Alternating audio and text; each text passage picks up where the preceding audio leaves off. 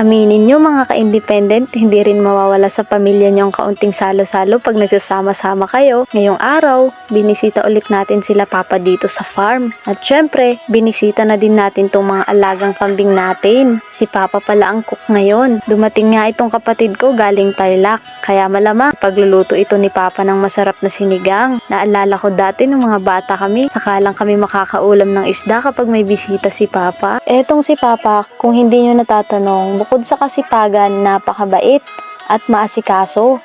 Lalo na pagdating sa bisita. Siya yung tipong paalis ka na lang, kape muna kayo, kain muna kayo. Siya yung tipong ipaghahanda ka.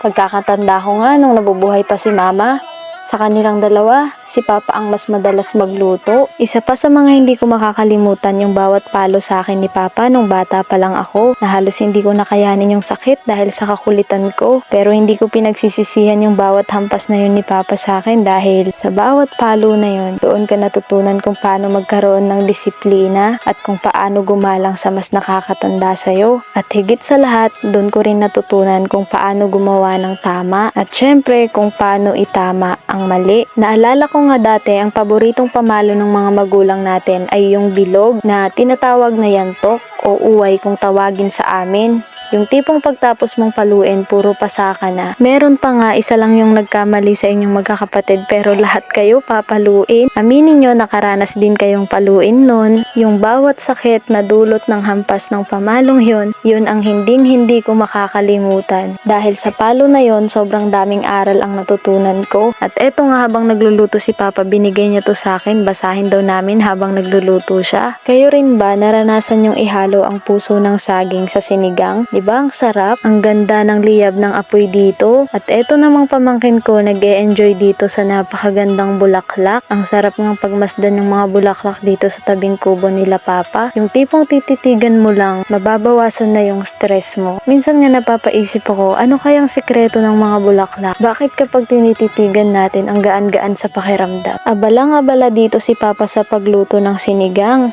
At makikita nyo naman yung niluluto niya, mukhang masarap. Eto nga si Miming, tamang chill lang dito. Baka nga pala magtaka kayo kung bakit nandito na siya kila papa. Doon nga sa mga nakaraang vlog ko, nasa bahay lang si Miming. Kaso nga madalas akong umaalis at bukod doon, ang arte-arte pa ni Miming sa pagkain. Tipong ayaw niyang kumain ng gulay. Minsan nga kahit isda yung ulam ko, ayaw niya pa rin. Minsan nga naiisip ko, pamigay ko na lang kaya si Miming. Kaso naalala ko, hindi pala sa akin to, sa pamangkin ko. Pero kahit ganon ay napakabait naman yan ni Miming at sobrang sweet. Eto nga sa wakas, natapos din si papang magluto. Ibang sarap-sarap ng ulam natin. Ito nga, may natira silang ulam kagabi. Nagkatay sila ng alagang manok. Inadobo nila sa gata. Grabe, habang ini-edit ko to, nagugutom na ako. Ito nga, pinag-pray na din ni papa syempre para mas mabless tayo. Sinong hindi magiging masaya kapag nagsasalo-salo ang pamilya? Sabayan mo pa ng ganito kasimpleng pamumuhay at kontento sa kung anong meron kayo. Balang araw, magsiseparate ka na din at yung madalas na salo-salo ay magiging bihira na lang. Kaya kung ako sa inyo, sulitin niyo yung pagkakataon na nakakasama niyo yung pamilya niyo sa ganitong salo-salo kasi hindi habang buhay makakasama niyo sila, lalong-lalo na yung mga magulang natin. Sulitin natin yung pagkakataon na nakakasama pa natin sila kasi balang araw magsisilbing alaala na lang ang lahat. Isa to sa mga kasiyahan ng magulang natin, lalo na kapag tumatanda na sila. Tipong gusto na lang nila kompleto, masaya at sama-sama. Ipagkakait pa ba natin sa kanila yung simpleng kasiyahan na yon? Alam nyo ba guys na 17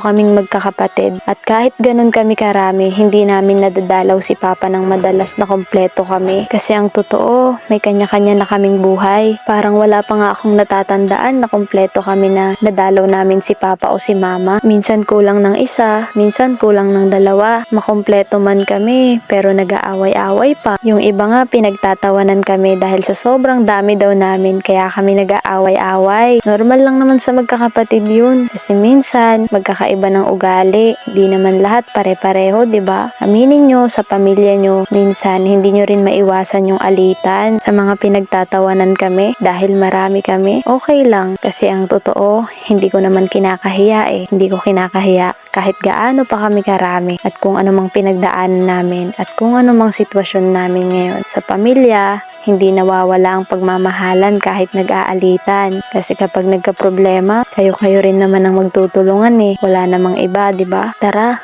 kain tayo ng nilagang saging. Pinaghanda kami ni Papa bago kami umuwi para daw hindi kami magutom sa daan. Maraming salamat sa panonood at maraming salamat sa suporta nyo guys. Nung pauwi nga kami, nakakita kami ng 1,000 banana dito. Kaya nag-picture kami. Natuwa lang kami. Nakakatuwa lang din tong mga pamangkin ko. Nagugulat nga ako minsan. Sinasabi nila sa akin, Titaan, isama mo naman ako sa vlog mo. Sarap makakita ng ganito, no? Yung yaman ng lugar natin.